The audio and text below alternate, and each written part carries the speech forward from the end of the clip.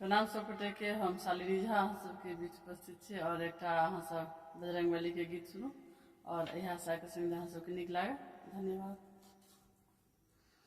कहाँ मासा एलै राम बना के अहेलिया से, कहाँ मास एलै राम बना के अहेलिया से, कहाँ मासा एलै वीर हनुमान हो ललन माँ, कहाँ सो एलै वीर हनुमान हो ललन माँ। अयोध्या सो एलै राम बना के अहेलिया से, अयोध्या सो एलै राम बन के अहेलिया से, लंका सो एलै वीर हनुमान हो ललन माँ, लंका सो एलै वीर हनुमान हो ललन माँ।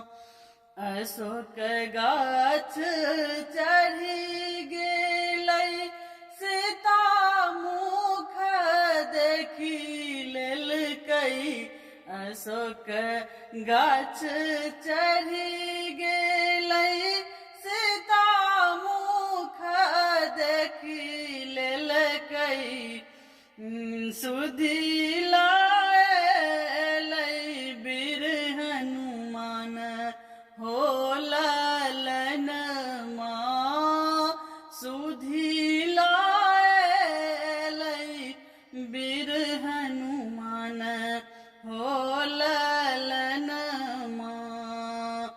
रुइया लेपटाई लेलकै अग्नि लगाई लेलकै, रुइया लपटाई लेलकै अग्नि लगाई लेलकै, गुरुमी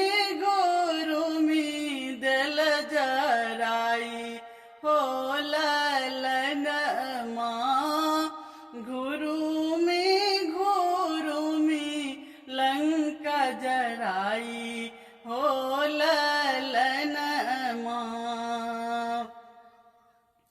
मुद्रिका खसाए दिल कई सीता सुधी लाएलै, मुद्रिका खसाए एलै सीता सुधी लाएलै, लंका जराई एलै वीर हनुमान माँ, लंका जराई एलै वीर हनुमान माँ। लंका के लोक कहै बनरा बनरा, लंका के लोक कहै बनरा बनरा, क्यों नहीं चिन्है हनुमान हो ललन माँ, क्यों नहीं चिन्है हनुमान हो ललन माँ। लंका उजारी देलकै राम काज सम्हारी लेलकै, लंका उजारी देलकै राम काज सम्हारी लेलकै, रावण घर डाका दए एलै हो ललनमा रावण घर डाका दए एलै हो ललनमा रावण घर डाका दए एलै हो ललनमा। धन्यवाद। जय मिथिला।